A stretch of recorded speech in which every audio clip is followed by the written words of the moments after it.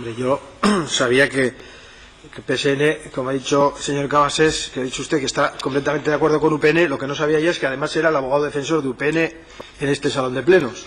Pero como usted comprenderá, yo tengo la responsabilidad de defender los proyectos y decir cómo estaban las cosas también. Y si no les gusta, es otro problema, pero decir las cosas como estaban también. Porque usted qué quiere, claridad, transparencia, pero no deja lo de anterior o qué.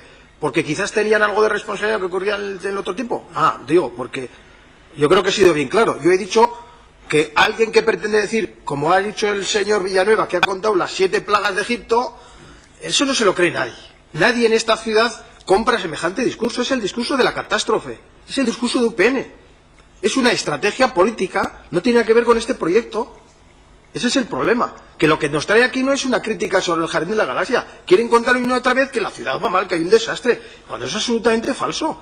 Si lo que nos está llegando es precisamente, si algo hay una crítica positiva en el último tiempo, es cómo están las flores. Señor Villanueva, lo que pasa es que usted igual tiene alma de jardinero. Métese a la próxima concurso oposición que haya. ¿Le gusta la jardinería? Claro, pues hágase un hueco ahí en el servicio de jardinería. Pero usted ahora va a decir cómo se hacen los parterres y el otro...